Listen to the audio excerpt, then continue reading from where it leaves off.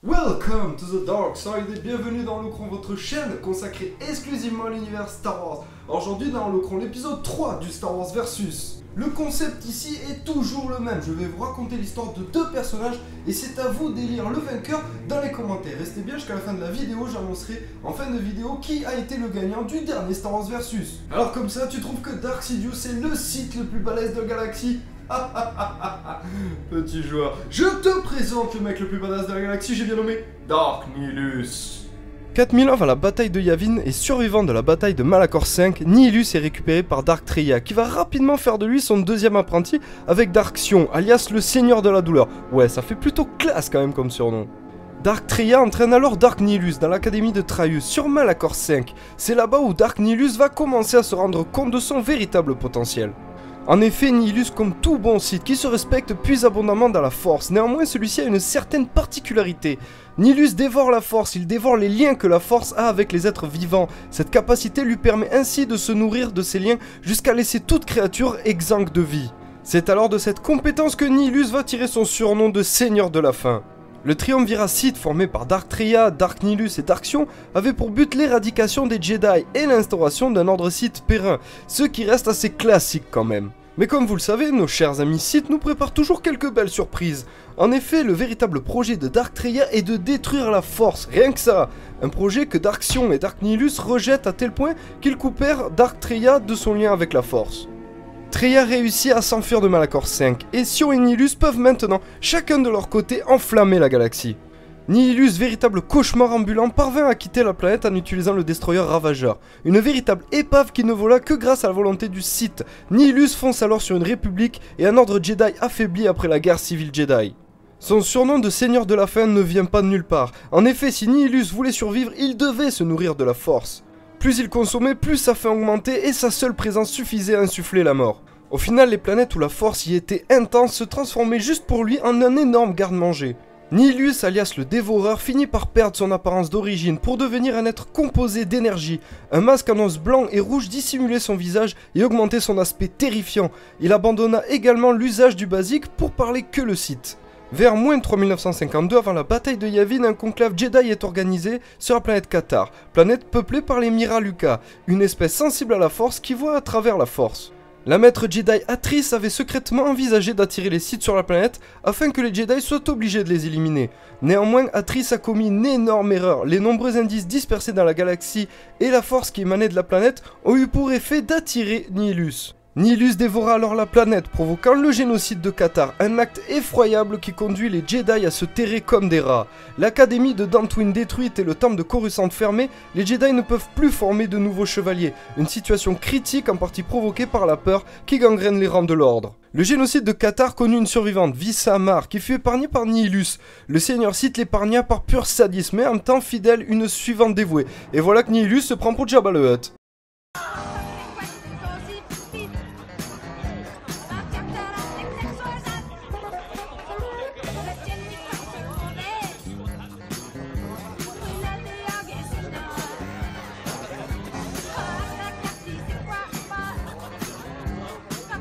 En moins de 3951, Nihilus se lança sur les traces de l'exilé. En effet, celle-ci représentait un véritable danger pour Nihilus. Elle était accompagnée par Kreia, alias Dark Traya. Visa Mar trouva alors l'exilé et l'attaqua comme son maître lui avait ordonné. Mais comme d'habitude, rien ne se passe comme prévu. Mar est battue et finit par rejoindre l'exilé. Elle lui dévoile alors tout ce qu'elle sait sur Nihilus. Après plusieurs altercations sur Xun et Telos 4, l'exilé accompagné d'un commando mandalorien parvient à infiltrer le Ravageur. Nihilus sentant une menace venant de l'intérieur, il envoie toutes ses forces qui se composaient de soldats Sith, droïdes Sith et d'esclaves privés de conscience. Malgré un déluge de feu, l'exilé et Mar arrivent jusqu'à Nihilus qui les attendait de pied ferme. Visa Mar et l'exilé se jettent alors sur Nihilus et débute alors un combat dantesque.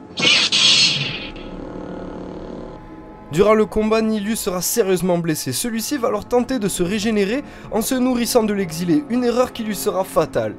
L'exilé n'ayant plus de lien avec la Force à ce moment-là, Dark Nihilus, au lieu de se régénérer, s'affaiblit un peu plus à chaque instant. Ce court instant permet au duo d'infliger un coup mortel à Nihilus, qui s'effondra et disparut dans un énorme tourbillon d'énergie rouge du côté obscur.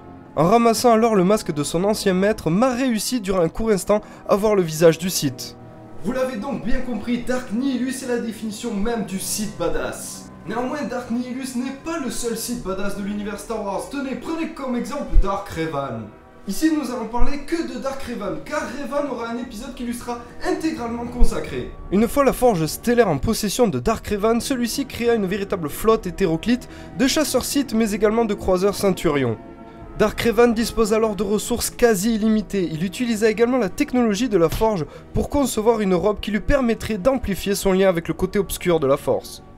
3000 ans avant Darkbane, Revan esquissait déjà ce qui deviendrait plus tard la règle des deux. Comme tout bon site qui se respecte, Dark Revan a pour ambition de marquer l'histoire de l'Ordre. Il rédigea donc Les Rakata et le Monde Inconnu, un ouvrage qui fut conservé sur Korriban, et son holocron qui fut conservé dans le temple Rakata de Léon.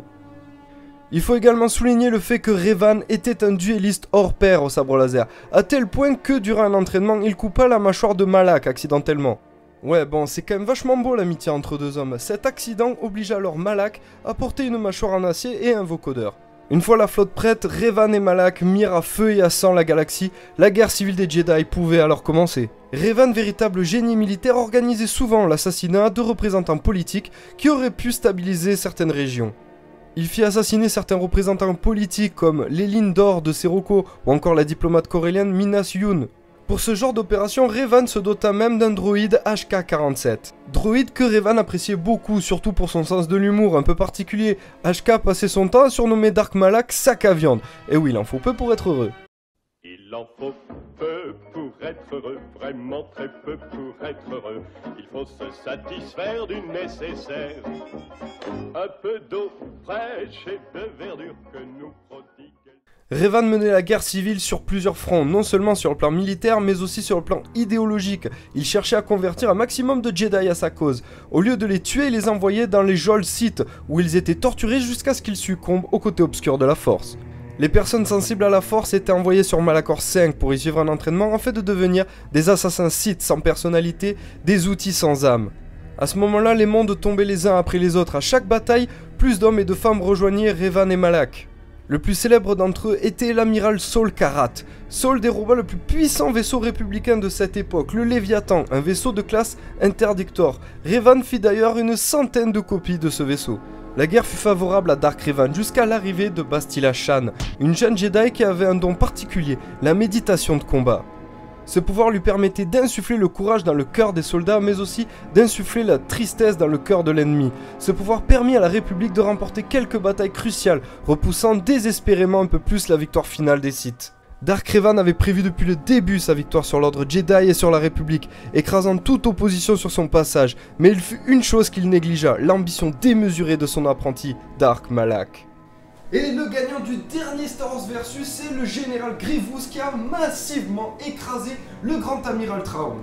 Yeah, c'est la fin de cet épisode, j'espère que vous l'avez aimé. Si c'est le cas, n'hésitez pas à faire péter un max de pouces bleus, ça m'aiderait énormément. N'hésitez pas à commenter dans les commentaires, choisissez votre personnage le plus badass entre Dark Nihilus et Dark Revan. Allez-y, faites-vous plaisir, je compte réellement sur vous. N'hésitez pas à partager également cette vidéo, allez voir dans la description, il y a plein de trucs sympas comme la force c'est bien, le côté obscur c'est mieux. Enfin bref, faites-vous plaisir, moi en tout cas je vous dis à très vite les amis, et que la force soit avec vous.